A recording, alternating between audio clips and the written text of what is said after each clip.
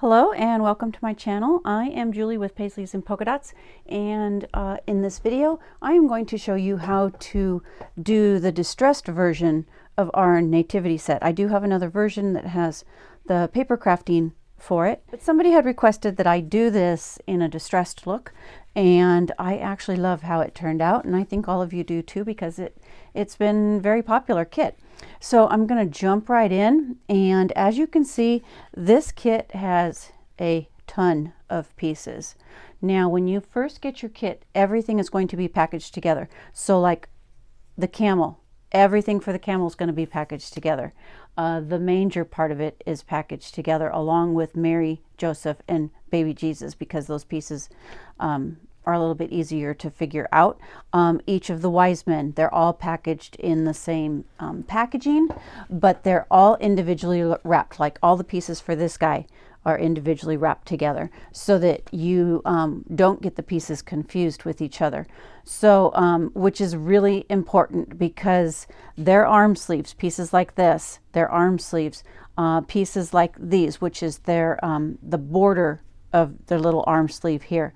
So you really want to make sure you keep your pieces separate when you're doing everything. So the first thing I did was I taped painter's tape, blue painter's tape, and I did one coat of white spray paint. I used the Magnolia brand spray paint because I like how the coverage that it gives, and it's a very chalky finish.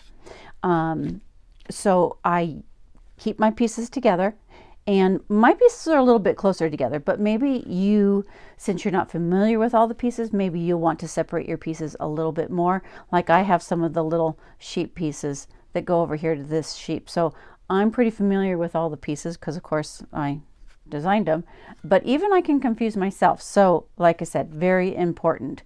Now another thing is I'm going to show you a trick to getting all this done at once, because yes, you look at this table and it looks quite overwhelming, doesn't it? Well, it's really not that bad, I have to say. I was very surprised when I did it. I thought, oh my gosh, this is going to be so much work. But when I got all done, I thought, wow, that was pretty quick and easy. So hopefully this video is going to help you out a little bit.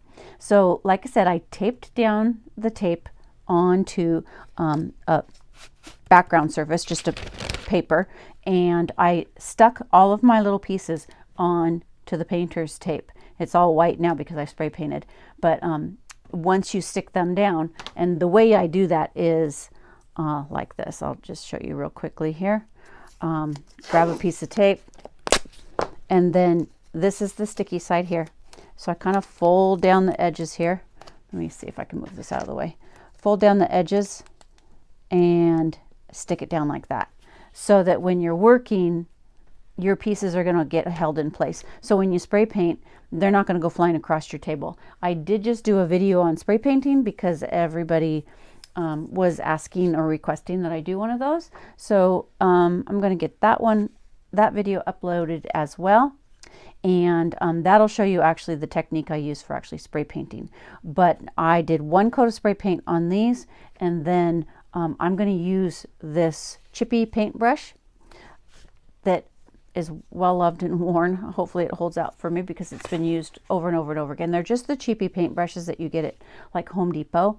And I'm going to be using Delta Oyster White. Ivory will also work. Burlap, and maybe some Territorial Beige. You can also use, if you don't want to use burlap, if you have trail tan, you can also use trail tan. That one will also work. So give your paints a good shake, and pour a little bit out on a paper plate like this, and then get some of the oyster white out. Okay, and let's see, maybe I'll put a little Territorial Beige out here just in case I want to add a little bit of some darker color in. It's all in your preference and how, you know, the look you're trying to achieve. So you want to use a dry brush. You want your the brush to be completely dry. Do not wet your bristles. I normally wet my bristles when painting, but not with this technique because it's going to be very it's going to be dry brushed on. So I start by dipping just very, very, very lightly dip into the paint.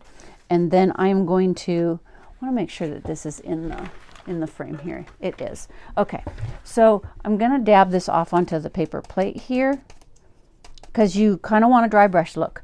So, and you're going to want to go the same direction. So like on Mary, this is Mary's, well, her overgarment that she has. And I'm just going to go back and forth. Now you want to,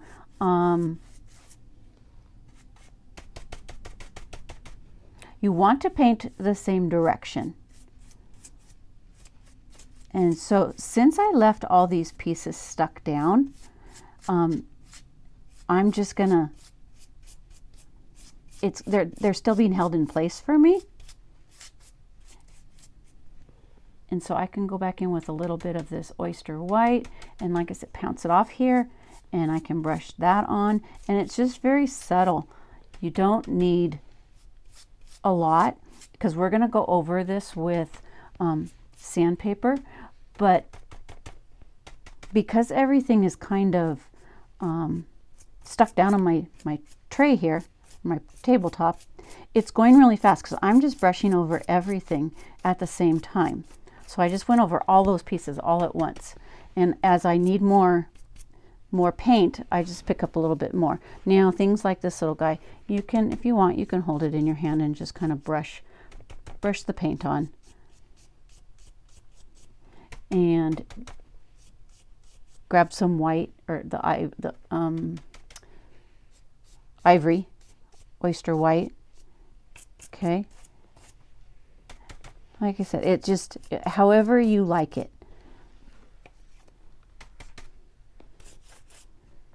And see how I got this guy on a little crooked? So be conscious of how you put your pieces on your tape, so that if they're all going up and down, it's going to make it easier to paint them.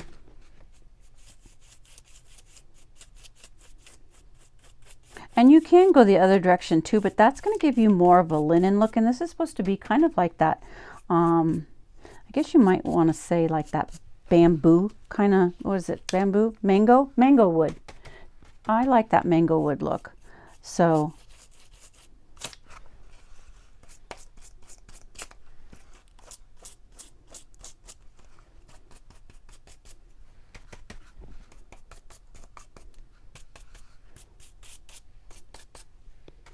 go back in here on some of the white.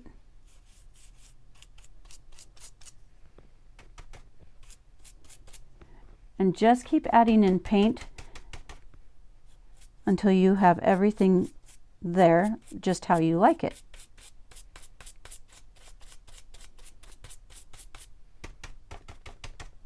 I'm kind of using a heavy hand. I don't, because the brush is so dry. I'm really kind of brushing it on pretty hard. I'm pressing. But you want to be very light when you dip it into the paint. You don't want a lot of paint on your brush. Less is more. You can always add more to it. And if you don't like it, you can always sand it away. Because we're going to sand this after we get all this done. I'm going to sand it.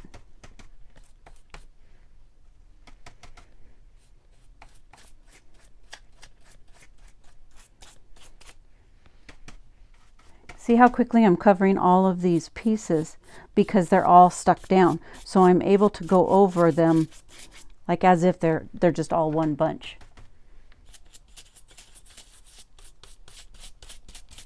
This is kind of the way I painted the country cabinet as well. I like that, like I said, that kind of bamboo, mango wood. I keep saying bamboo. It's mango wood. I like that mango wood look. And this kind of gives that look.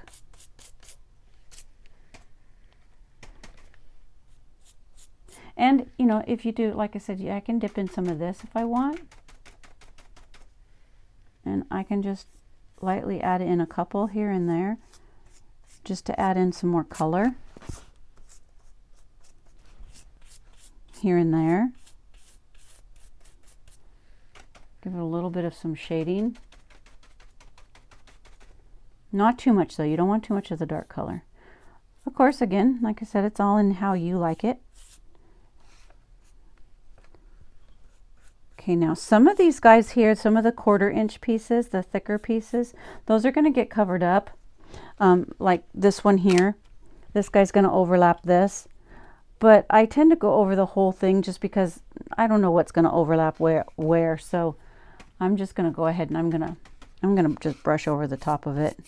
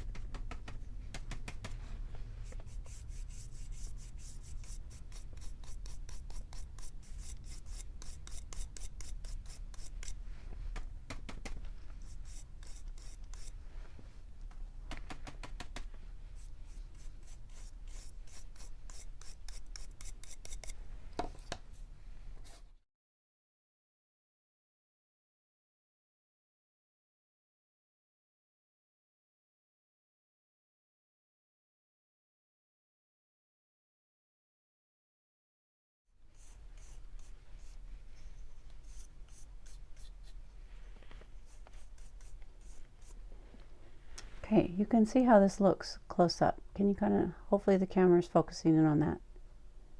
Okay, so that's how you want all the pieces to look.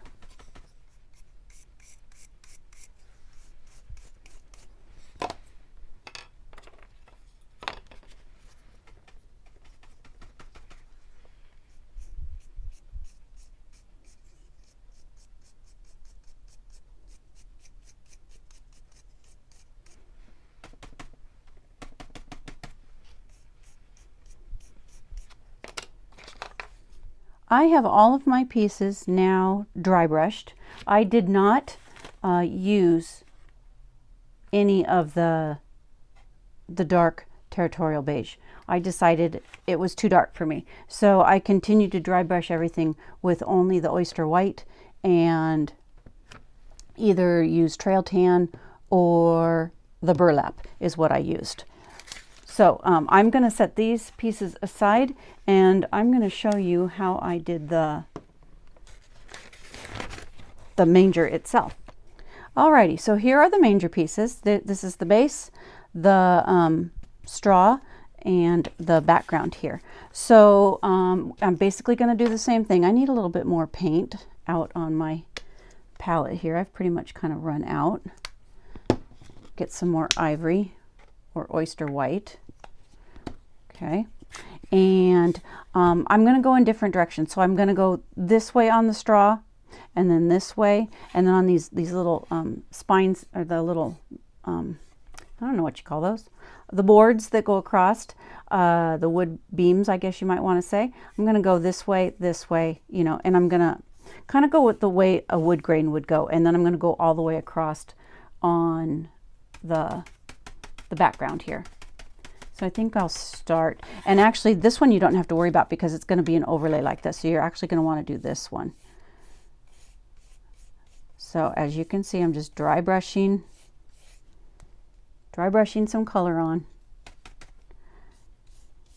Make sure you get a lot of the paint off on your palette. I'm just using a paper plate.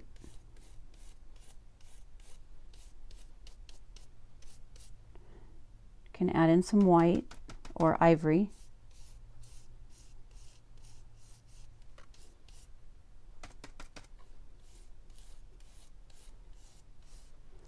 Okay, like so. All right, and then I'm going to go on to the manger part.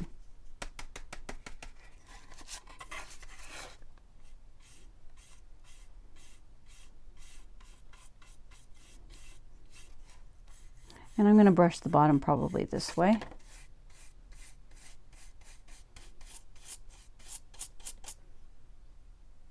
When you first start your painting, when you first start dabbing it off, I use a lighter hand because there's probably more paint on my bristles. And then as it wears off, that's when I can get a little bit of a heavier hand. You can also pounce it off on your paper here.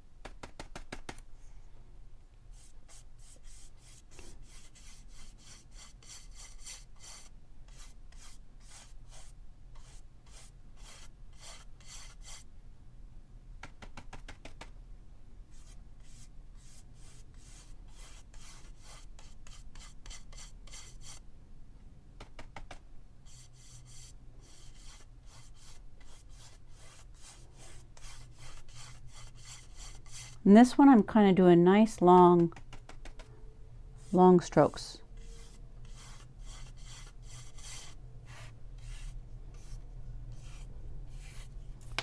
Okay, there you go. Okay. Oh, and let's do the base. Can't forget that. You can go along the sides of the wood too if you want. I don't particularly, but it's up to you if you want to or not. Let me get this out of the way so I can.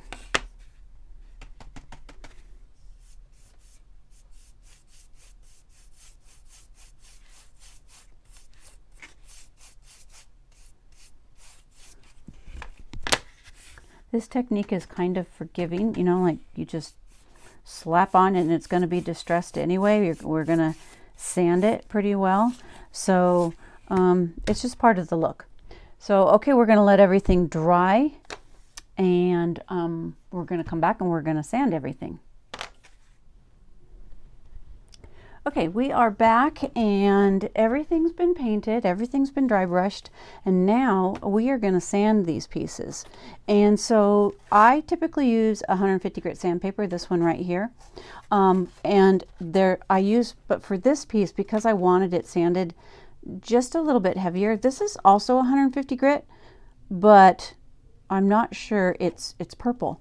And so the grit seems to be a little bit heavier than this one here. So you can use either, but if you want a heavier sanding, a heavier distressed look, I would recommend something like this. So you're just going to want to start sanding all of your pieces, and it's as heavy or as little as you like. I just rub over the whole entire thing, and because you only put one coat of paint on, it kind of rubs off and gives you that distressed look underneath. And you can kind of see this one will leave more like some distressing lines, heavier like lines in the sanding. So and then for this piece, I'm just going to go over the whole thing, and I'm going to sand with the direction that I painted my distressing in. So for like the middle here, I painted my line sideways. Although you can go ahead and you can get the edges, just kind of go along the edges here too, to get the edges.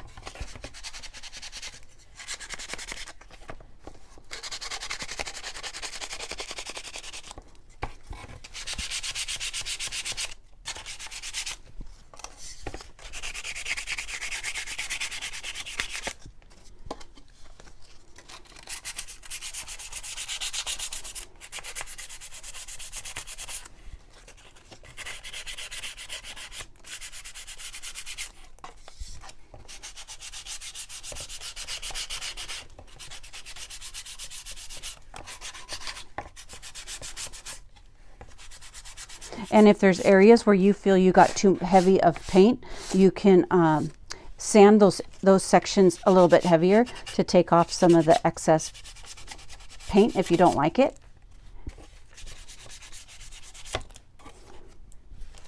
Like right here, my paint's a little too heavy for what I like. So I'm going to take the sandpaper and just sand it a little bit heavier in there. I'm going to get these up in here too.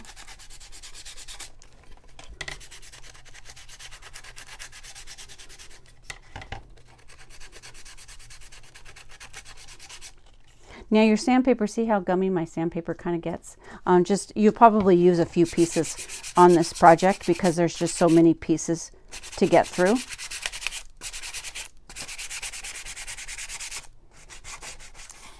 So I typically cut down my sandpaper into, smaller pieces. Kind of goes a little bit longer, a little bit further that way.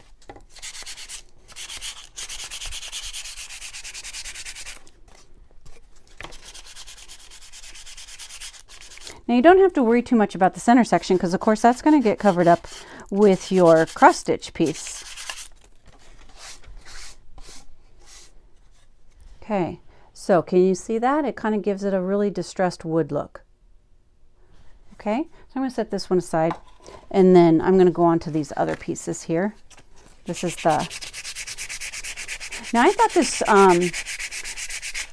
this part up here, the straw, it might look pretty in one of the, say like the burlap color or the trail tan, if you wanted some contrast in your piece. I thought I might try that at some point and give it a little bit of a darker look, some contrast.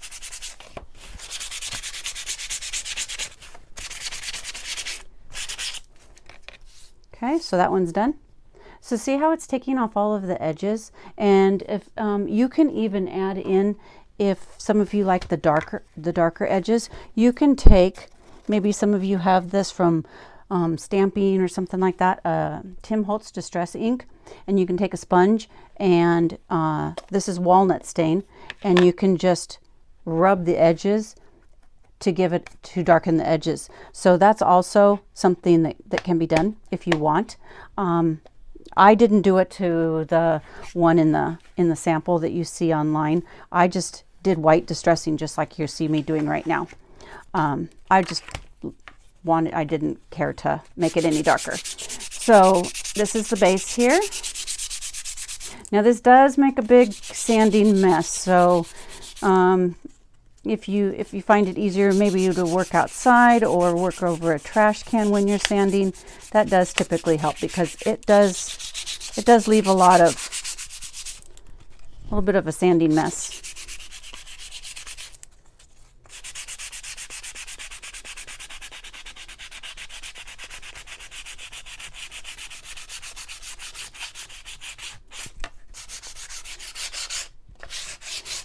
You can go over the sides too, kind of rough those up.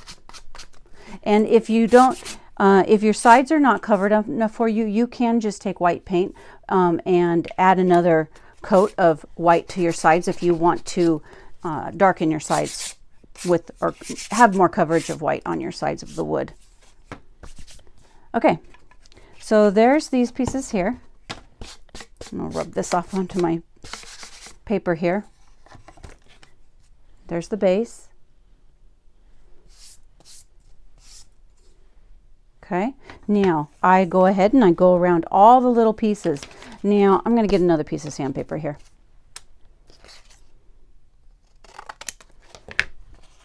I'm just going to get a little tiny one.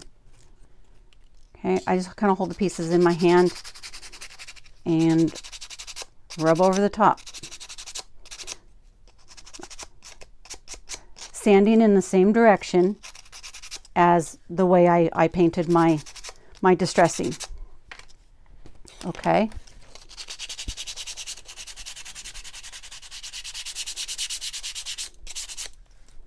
I guess you go the same direction because you want that wood grain effect, and so that's what's going to give you that wood grain effect, is if you stay going the same direction.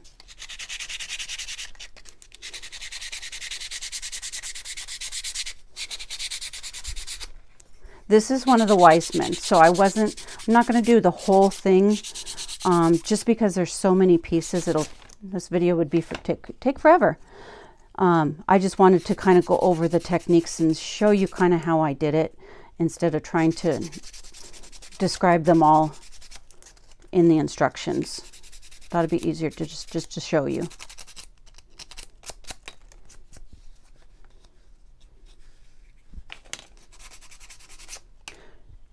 Okay, a couple more pieces here. You really want to make sure you get along the edges, because those are the sections that, as you put these pieces together, these little pieces, they lay up on each other and build upon each other. That's what's going to give you the definition between the pieces. Okay, so, and then one last thing, I'm going to brush these off a little bit. Typically, I would completely clean up my table here before gluing anything down. But I want to show you one last thing after I got everything glued together. And when I glue everything, I use the Type Bond Quick and Thick. This is what I use. And it dries pretty quickly, so everything sets up well. So let's say I have this all glued together. I glued everything down. I'm going to set that aside there. I'm going to put these aside. And in the instructions, I am going to, I'm not going to glue this down because I want to take pictures of it all in pieces, so that if you do get any of your pieces mixed up, then you have a reference to go off of. So, so this piece, that's the bottom one. This is the second layer. I do recommend that you lay out all of your pieces before spray painting, before everything goes together. That way you'll know what goes where. See, like this piece doesn't go down next. This is his arm sleeve, so that you have all the pieces together and you're going to know what goes where before you get everything completed. Okay, so there's that. This is his beard. That's going to go on here like that. So they become extremely dimensional, and I think that's one part of the look. I just love that look, is when you see it all done, they are very dimensional pieces. So when everything is done, so I had everything completed, my manger, all the wise men, Mary, Joseph, baby Jesus, and then to finish it all off, I splattered them with the burlap. So I'm going to put a little bit of paint out here on my palette, and you need a paper towel for this. So let me find one. I don't have one in here in front of me all of a sudden. Okay. So dip this is just an old toothbrush, okay? Dip it in some water, and you're going to water down a puddle of paint, like so. It's pretty watery. And then get out, or, kind of dry out some of the paint. You don't want it too much in there. And then I always test on, like my paper here. I test the splatter how I like it. And then, like I said, this would all be glued together. And then I just splatter him. And I'll do the manger as well. If you run out of paint, just dip some more in. You probably can't see on the video. I'm working about 6 inches above, and I'm just kind of rubbing, as you can see, my fingernails across the bristles here, and it's just splattering onto the wood. And when I need more, I just dip back into the paint. If you're unsure, go ahead and go back to your paper before going back onto your wood again, if you're unsure of how much you've got on it. And you can splatter as little or as heavy as you like. I think that's good enough for me. And I'm just going to stick my brush in the water over here, get some off. Okay, so I'm going to pick him up, and maybe you can see if I draw it closer. Can you see the little splattering in there? And that just gives an extra little something to the finished pieces. So that's how you do the technique. I hope this makes sense to all of you. If you have any questions, you can put a comment in the box below, or you can email me at info@paisleysandpolkadots.com, and I will answer you there. For watching, please like and subscribe, and I'll see you next time. Thank you for watching. Bye-bye.